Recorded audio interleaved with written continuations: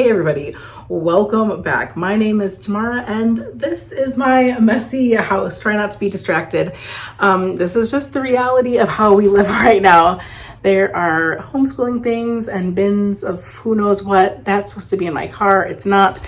That white basket. There are mounds of laundry to be done, but this is just to prove to you that you don't have to have a perfect house and you don't have to have a perfect plan to keep on going towards your dreams and be energetic and be enthusiastic. It is very, very hard for me to be in this kind of environment and keep a clear mind, but it is also a good reminder that no matter what your circumstances are, sometimes you just have to look at the bigger picture, look towards the future, and just envision yourself already there in order to bring that into your reality. And so I'm trying not to let these things bother me, but that's reality. We live in a pretty old, small house with very little storage. We're also in the process of moving next door so that we can rent our property and hold on to it while also building a house out in the country. Anyways, today I thought I would just bring you along on what I'm doing with my dahlias. So this is probably the best method that I have found to save your dahlia tubers. It is just, it's Sterilite or even the off-brand of Sterilite. It came in a pack of 5. I'm sure it wasn't that expensive.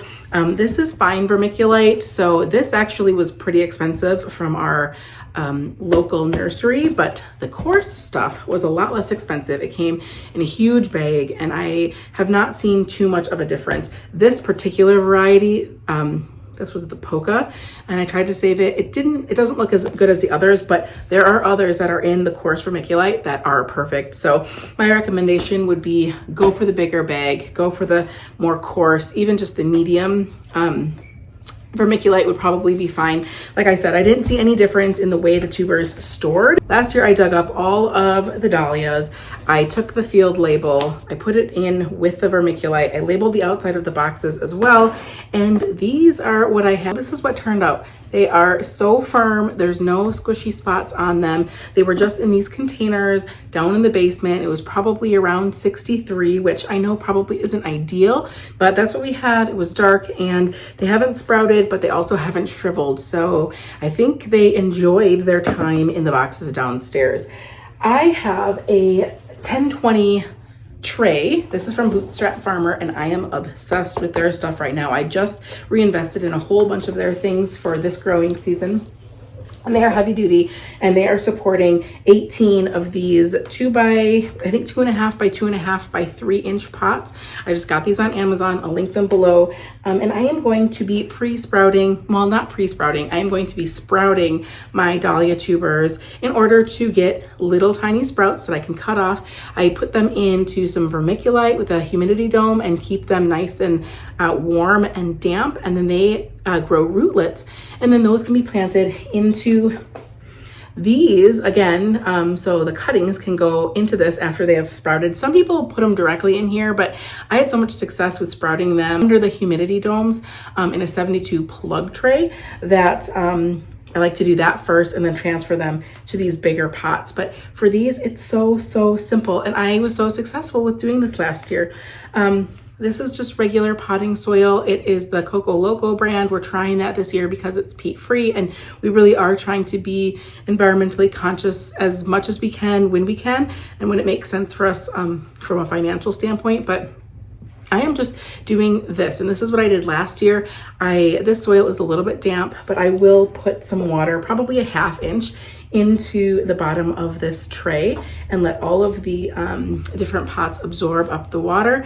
I will keep them damp. I don't put a humidity dome or anything over this, and I don't even put them on a heat mat, and I don't even put them under grow lights. I just have them here where they can get a little bit of indirect light during the day, and they're by a vent that is warm, and they just sprout and they do their own thing, and it's just amazing. It's such a great way to increase your dahlia stock. Last year I committed to buying 1 tuber of every variety, and I wasn't going to spend any more money than that, and I was just going to grow my stock by saving the tubers and then sprouting them and taking cuttings. So far it's worked really well. I know that I'm going to have a 50-foot row bed of Cornell Bronze, brown sugar, and cafe au lait. Those are the ones that I want to make sure, I want to make absolute sure that I am taking cuttings and getting about 50 of each plant. I think I can get about 200 in that 50-foot row. My math might be off, but that's my goal anyway, so that I have a ton of beautiful flowers. So that's all. That's all there is to it. I mean, it couldn't be easier. And what I like to use are the flimsier plant tags. And why I like to use them is when you put the domes on and use them for like a 72 plug tray and you're putting them on the heat mat, you put the dome on. If you use these stiffer tags, which I got online from Amazon, I do not love them. The humidity dome won't sit properly. It'll be propped up. You'll get a lot of air in there and your seedlings will dry out. So I had to figure out another use, and these dahlia sprouts are the perfect way to use these because I don't have to put anything on top of them. So I'm just using a regular permanent marker, putting the variety, and then I am putting the date. I know it seems a little bit early to be doing this, but this will take about 10 days to sprout. It'll take probably another 5 to 10 days to get a decent sized cutting, which I took about 2.5 to 3 inch cuttings. And then it'll take another 10 days or so to get another sprout. So I want to be able to take 2 to 5 cuttings. So over the next couple months, I'm going to be taking cuttings from these dahlia tubers. So that's why I'm starting it so early. After that, I will be able to take all of the cuttings and put them out in the field. They will grow their own tubers, and then I will also be able to take these, because they'll still have a sprout, and I'll be able to plant them in the field as well. So when it's all said and done, like for brown sugar, for example, I have 8 tubers. I'm going to take about 5 cuttings, and that's about 40 dahlias plus the original tubers themselves, which is another 8, and that puts us at around 50. That's huge, especially since the investment was so low compared to what I could have purchased them for, all 50 in one bunch. 50 times, let's say $10 a tuber, that's $500 for one variety if I were to buy 50 of them. It's a great way to increase your stock. You do have to wait an entire season because you have to grow the tuber. Then you have to pull up the tuber clumps, you have to store them, and then you can sprout them. And then that following year is when you're gonna be able to get a lot more dahlia. So you do have to have a little bit of patience, but it is worth it. I'm able to then take that difference that I'm not spending on 50 dahlias of the same variety, and I can get 50 different varieties if that's my budget for dahlias for the year or whatever.